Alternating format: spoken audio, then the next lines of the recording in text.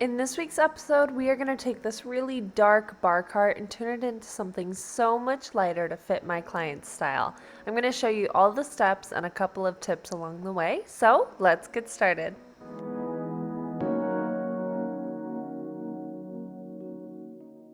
I always like starting off with showing you guys the before product. So here it is. It's this really dark bar cart that was made in Indonesia. And it is just too dark for her taste. The hardware definitely needs to be refreshed, and it just doesn't match her style anymore. However, there's a really thick finish on it, and the sides and the top are veneer. So we are definitely going to explore how to fix those areas as well. And then everything is stained dark. So let's get started. We're first going to start with the first step, which is removing the hardware and then giving it a deep scrub. This hardware was really finicky and it took a really long time to remove all of it. There were pieces that need to be pulled out, spun out. It was all attached with pin nails, so I couldn't unscrew anything off. I had to pry everything off.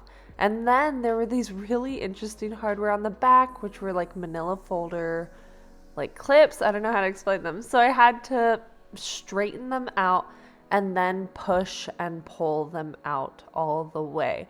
They were super, super sturdy in there, which is cool, but definitely difficult to get out. Once all of the hardware is removed, I give all of my pieces a deep cleaning using simple green cleaner. I make sure to clean every nook and cranny, and getting the hardware off first allows me to clean off any gunk that was stuck underneath the hardware as well. I know some of you are weirdos who like to see the dirty rags, so there it is. I definitely cleaned this one well. Then with such a thick finish on it before, I decided to try stripping the finish off first. And honestly, I think stripping is not my best technique that I've done. I even tried the saran wrap technique where you let it sit so that it can stay moist for a lot longer and really work. But as you can see, the finish is still not coming off cleanly, and it just felt so uneven. It was really difficult to get off. In my opinion, it wasn't worth my time because I had to have so much wait time. And then I also had to clean all of the stripper off afterwards.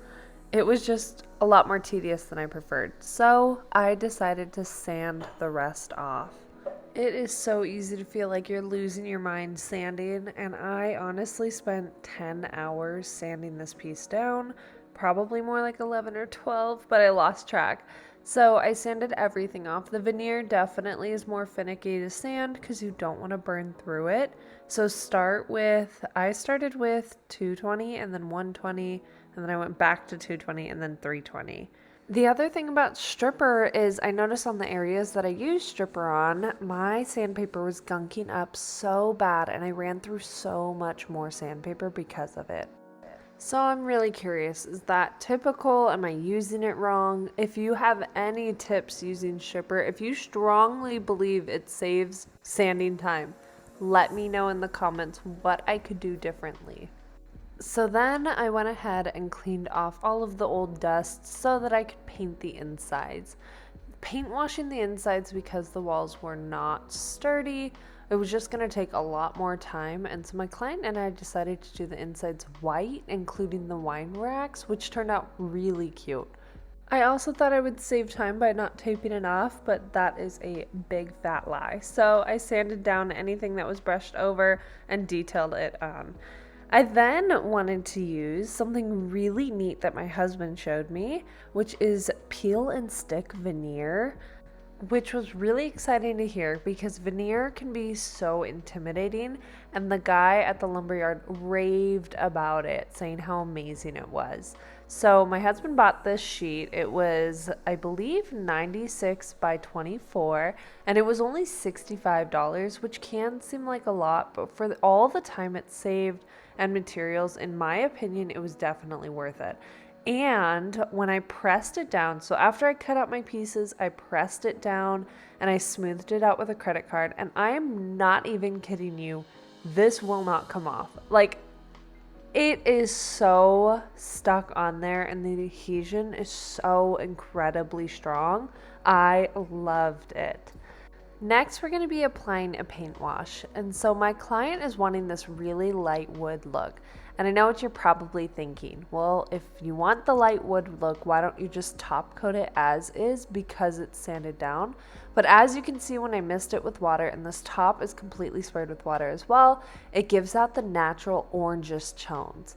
And if I were to throw top coat on the bare wood, it would look that exact same orange tone. So I want to whiten that out. I want to keep it that light tone, and that's what a paint wash does. So what I do is I mix 1 part paint and 4 parts water together, and then I apply it generously to the area after misting it with water.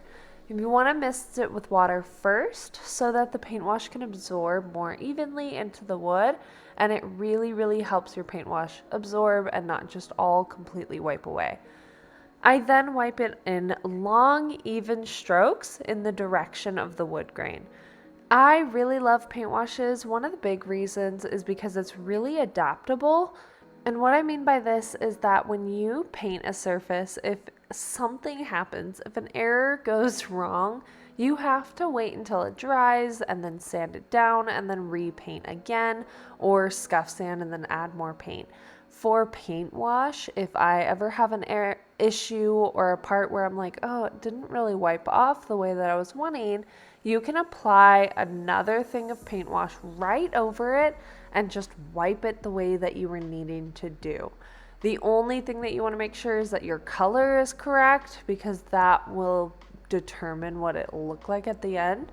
But yeah, so if I wipe it incorrectly, if I didn't do the strokes evenly, then I just add some more paint wash, again, generously over the area, and then I wipe in the direction that I need. And 9 times out of 10, I'm super happy with the finish. In addition, I was really happy with how the peel and stick veneer took the paint wash. It took it really well, and so I was so incredibly relieved because, again, that saved me so much time rather than sanding all of that original veneer down. So then I went ahead and did the drawer sides, which, again, same process. I'm just going to remind you one more time. You mist the wood with water, and then you mix 1 part paint, 4 parts water, and you apply it generously to the area. Then you are going to wipe down the entire surface with a lint-free rag, or honestly, I know they're not lint-free, but I just use paper towels, and I wipe off in long, even strokes, and I adjust the strokes as needed based off of what I see. So let's start with top coat. Top coat's one of my favorite parts because it really is where you get to see your piece and you get to feel a big difference when it's sealed. I like to strain all of my paints and top coat with these paper strainers that I bought from Home Depot. They were like 96 cents for a pack of 4, and it really just gets out any chunks or debris that might have gotten into my jar or can, whatever it is of paint. So I strained out my top coat and then I added it to my Wagner gun. My Wagner sprayer is definitely the favorite so far of tools that I have. So I do, for settings for top coat, I have it on 5 for the air spray, which is the top nozzle. And then I put it at about halfway between the highest of material flow and lowest material flow. I then test it on a wall or a piece of cardboard, and I get to spraying. And this one, I sprayed the entire piece 4 times total so that it was really sealed.